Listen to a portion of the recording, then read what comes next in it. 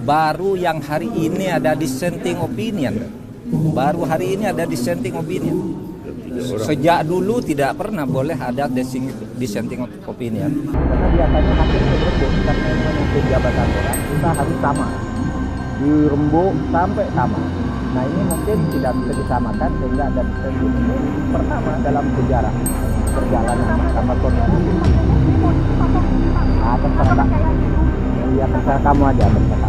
Pada hari Rabu, tanggal 17 bulan April tahun 2024, yang diucapkan dalam sidang umum pemerintah pusat, pemerintah daerah dan pemerintah desa yang dibuatkan juga pada ASN di Kementerian Negara.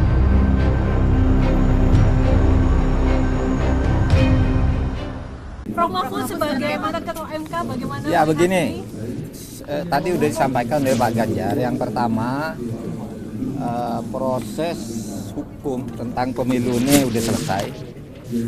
Tentang Pilpres tidak ada upaya hukum lagi, karena keputusan tentang hasil Pilpres itu harus melalui Mahkamah Konstitusi. Kalau tidak ada perkara, Mahkamah Konstitusi memberitahu ke KPU bahwa tidak ada perkara, itu namanya konfirmasi. Kalau ada perkara, hasilnya vonis, dan vonisnya hari ini. Oleh sebab itu ya kami menerima demi keadaban hukum, ya. Karena keadaban hukum tuh ketika membuat hukum harus benar, ketika menegakkan hukum harus benar, ketika menerima putusan juga harus sportif. Nah kita sportif, sehingga perselisihan itu ya sudah selesai, harus diakhiri.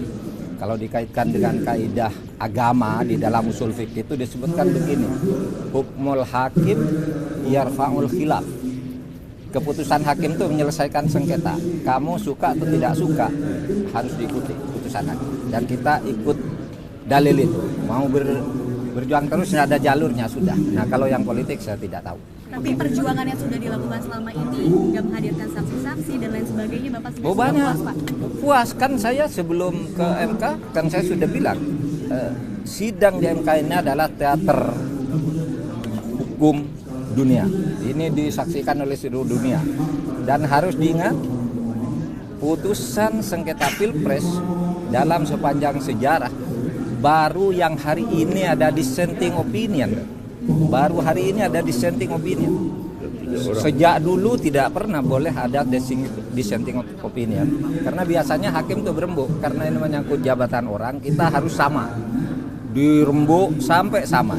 Nah ini mungkin tidak bisa disamakan sehingga ada dissenting. Ini pertama dalam sejarah perjalanan Mahkamah Konstitusi. Ini maknanya sebenarnya positif atau enggak sih Pak? Terserah kepercayaan hukum. Iya terserah kamu aja, terserah kamu. Saya hanya mengatakan itu catatan sejarah.